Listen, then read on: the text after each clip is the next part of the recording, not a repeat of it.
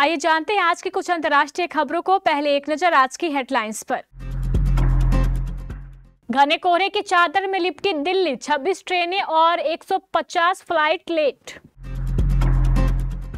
हाथ पैर धोने के बाद ही घर में करे प्रवेश।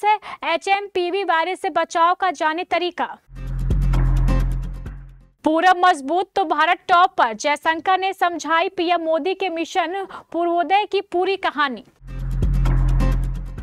वरदान नहीं श्राप का परिणाम है कुंभ, पुराणों में छिपी है कहानी। लालू का नीतीश के लिए आजा आजा, तेजस्वी का राहुल को अरे जाजा।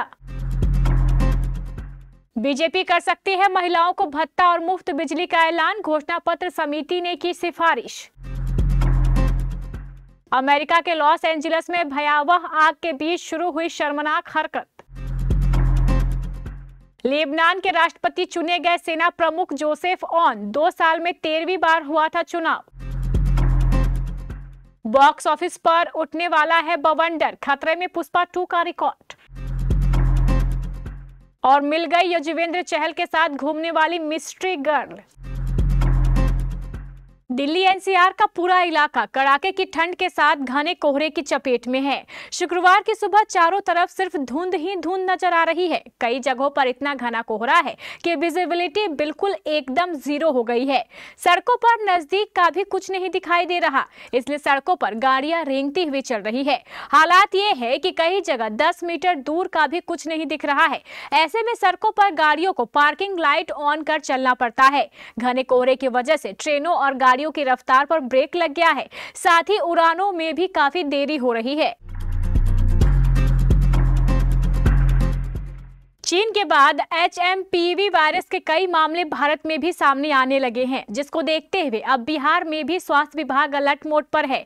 इसी के तहत बांका जिले में भी स्वास्थ्य विभाग ने इसको लेकर तैयारी शुरू कर दी है। बांका सदर अस्पताल समेत जिले के सभी रेफरल अस्पतालों में कोविड वार्ड समेत मेडिसिन ऑक्सीजन की तैयारी कर ली गई है। बांका के अमरपुर रेफरल अस्पताल प्रभारी डॉक्टर सुनील चौधरी ने बताया कि HMPV वायरस को लेकर सरकार से मिली एडवाइजरी के तहत काम शुरू कर दिया गया है। सभी आवश्यक दवाओं की पूर्ति रहेगी। ऑक्सीजन प्लांट भी एक्टिव मोड में है।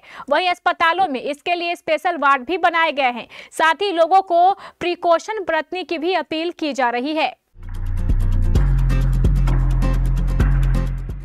प्रवासी भारतीय सम्मेलन ओडिशा में ही क्यों हुआ, कहीं और क्यों नहीं? इसके पीछे की कहानी विदेश मंत्री एस जयशंकर ने बताया है। उन्होंने कहा है कि यह प्रधानमंत्री नरेंद्र मोदी के उस पूर्वोदय मिशन की एक झलक है जिसका सपना हमने देखा है। जब भी भारत का पूर्वी इलाका मजबूत और समृद्ध रहा, हमारा देश शीर्ष पर रहा, भारत पूरी दुनिया में छाया हुआ था। आज फिर हम भारत को उसी मुकाम पर ले जाना चाहते हैं, इसलिए पूरब को मजबूत करना सरकार का ड्रीम है। भारत के विदेश मंत्री एस जयशंकर ने कहा कि विकसित भारत की दिशा में पिछले सालों में प्रवासियों ने योगदान दिया है। यह प्रवासी भारत दिवस में एक एग्जीबिशन भी बताया है कि प्रवासियों का कितना योगदान दिया गया है। यह कोई नई बात नहीं है, आजकल ग्लोबलाइजेशन दुनिया है। जयशंकर ने कहा है कि निवेश हो, तकनीक हो, एक दूसरे से सीखने को बेस्ट प्रैक्टिस हो, एक देश से दूसरा देश बहुत कुछ सीख सकता है, समझ सकता है। विकसित भारत में सबका योगदान है, जिनकी क्षमता और जिन्हें उत्साह है और आशा भी है, ऐसे लोगों को प्रोत्साहित करना होता है। मुझे पूरा विश्वास है कि प्रवासी भारतीय सम्मेलन से ओडिशा के अलावा पूरी दुनिया में असर होगा। महाकुंभ 2025 के लिए प्रयागराज पूरी तरह तैयार है। उत्तर प्रदेश के इस धार्मिक नगरी में देश विदेश से श्रद्धालु जुटने शुरू हो गए हैं। पौष महीने के दिन से महाकुंभ में दिव्य स्नान की परंपरा शुरू हो जाएगी। अनुमान है कि इस बार 40 करोड़ से अधिक श्रद्धालु कुंभ स्नान के लिए पहुंचने वाले हैं। पुरानी कथाएं कहती हैं कि महाकुंभ का आयोजन अमृत की खोज का परिणाम है, लेकिन यह कथा सिर्फ इतनी ही नहीं है। आज हम जिस पवित्र अमृत धार में अध्यात्म की डुबकी लगा रहे हैं, उसकी परंपरा का बनना इतना आसान नहीं था। असल में अब जो हमारे लिए वरदान साबित हो रहा है, वह एक श्राप का परिणाम था।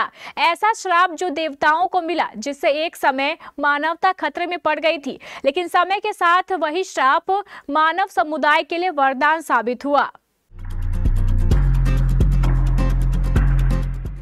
बिहार की सियासी हवा तेजी से बहने लगी है। अपने अब पराये होने लगे हैं। पराये पर प्यार लुटाया जा रहा है।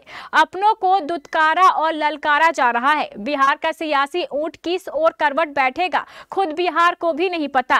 तुर्रा अटकलों का बाजार गर्म है। नीतीश कुमार फिर चर्चाओं के केंद्र में है। सबके मन में यह सवाल है, नीतीश कुमार फिर पलटी मारेंगे? इस सवाल को बल और दे दिया है लालू यादव ने दिल का दरवाजा खोलकर।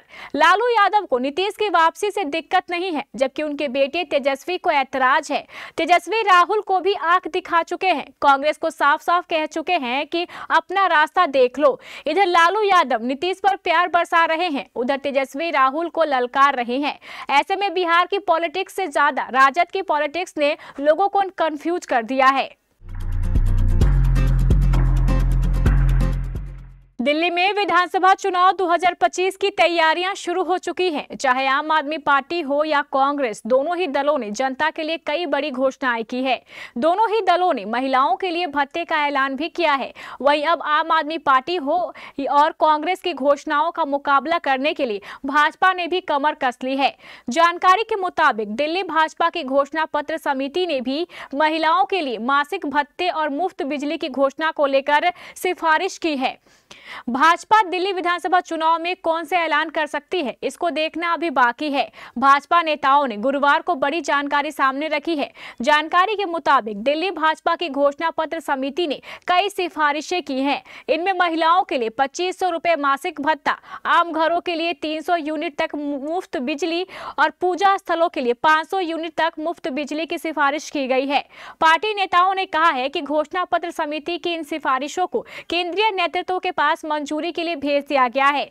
बता दें कि भाजपा ने इससे पहले मध्य प्रदेश में लाडली बहना योजना और महाराष्ट्र में लाडकी बहन योजना का ऐलान किया था, जिसका पार्टी को बड़ा फायदा मिला है। अमेरिका के कैलिफोर्निया प्रांत में लगी जंगलों की आग ने लॉस एंजलिस शहर के एक बड़े हिस्से को जलाकर राख कर दिया है। आग की चपेट में बड़ी संख्या में घर, स्कूल और पूजा घर जलकर खाक हो चुके हैं।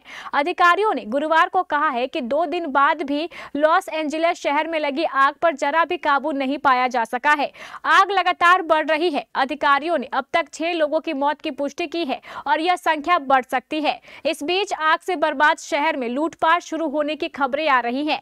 अमेरिकी राष्ट्रपति जो बाइडेन ने इसे लॉस एंजलिस के इतिहास की सबसे विनाशकारी आग बताया है। अधिकारियों ने कहा है कि शहर के पश्चिमी हिस्से में सांता मोनिका और मालिबू के बीच प्लेसिडेंस की आग और पासाडेना के पास पूर्व में ईटन की आग ने अब तक लगभग 28,000 एक क्षेत्र को जला दिया है और पूरा इलाका राख में तब्दील हो गया है। आग की भयावहता के बीच लॉस एंजलिस से शर्मनाक खबरें आ रही है।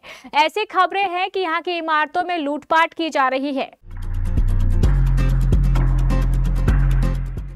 लेबनान के राष्ट्रपति जोसेफ ऑन को देश का राष्ट्रपति चुना गया है। संसद ने गुरुवार को इसके लिए मतदान किया। इस कदम के साथ ही 2 वर्षों का इंतजार खत्म हो गया। यह इंतजार ईरान समर्थित हिजबुल्लाह के प्रभाव में कमी को दर्शाता है। यह पूर्व राष्ट्रपति मिशेल ऑन के उत्तराधिकारी को चुनने के लिए विधायक का 13वां प्रस्ताव था, जिसका कार्यकाल अक्टूबर 2022 में समाप्त हो गया था। यह वोट इजराइल और लेबनानी आतंकी समूह हिजबुल्लाह के बीच 14 महीने के संघर्ष को रोकने वाले एक युद्ध विराम समझौते के हफ्ते बाद आया है। यह वह समय है जब लेबनान के नेता देश के पुनर्निर्माण के लिए अंतर्राष्ट्रीय सहायता की मांग कर रहे हैं।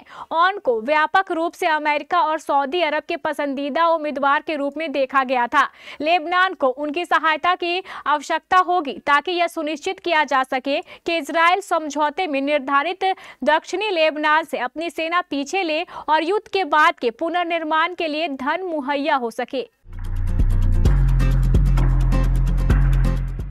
अल्लू अर्जुन की पुष्पा 2 का बॉक्स ऑफिस पर दबदबा कायम है। इसका ग्लोबल कलेक्शन 1800 करोड़ के पार है। बाहुबली 2 को पछाड़कर यह सबसे ज्यादा कलेक्शन करने वाली दूसरी फिल्म बन गई है। पुष्पा 2 से सिर्फ दंगल ही आगे है। बॉलीवुड की बादशाहत छीने उससे पहले फिल्म मेकर ने कमर कस ली है। वे 6 धांसू फिल्मों को रिलीज करने की योजना बना रहे हैं, जो पुष्पा 2 का रिकॉर्ड तोड़ सकती है। अल्लू अर्जुन की पुष्पा 2 ने उम्मीद से बेहतर परफॉर्म किया है। इसे दुनिया भर के बॉक्स ऑफिस से 1831 करोड़ से ज्यादा कमा लिए हैं। इसका घरेलू कलेक्शन 1438 करोड़ रुपए से ज्यादा है। फिल्म 5 दिसंबर को रिलीज हुई थी। यह महीने भर से बॉक्स ऑफिस पर छाई हुई है। पुष्पा 2 ने पहले हफ्ते में 725.8 करोड़ रुपए कमाए थे। दूसरे हफ्ते में इसका कलेक्शन 264 करोड़ रुपए था। तीसरे हफ्ते में कलेक्शन 129 करोड़ के पार पहुंचा। चौथे हफ्ते में 69 करोड़ रुपए कमाए। पांचवें हफ्ते के अंत में इसका घरेलू कलेक्शन 1200 करोड़ के पार पहुंच गया है। मगर हिंदी सिनेमा की 6 दमदार फिल्में इसका रिकॉर्ड तोड़ सकती हैं।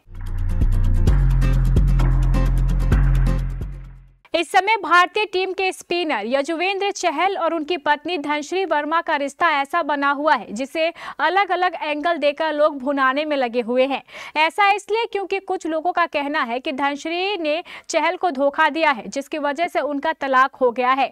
तो कईयों का कहना है कि धनश्री ने अपने फायदे के लिए यजुवेंद्र को पति बनाया था। अब जब मकसद पूरा हो गया तो मतलब खत्म। हालांकि दोनों का तलाक हुआ या नहीं, इसे लेकर अभी तक कोई सच्चाई सामने नहीं आई है, लेकिन सोशल मीडिया पर जो संकेत मिल रहे हैं उससे यह तो साफ है कि दोनों के बीच कुछ तो गड़बड़ है।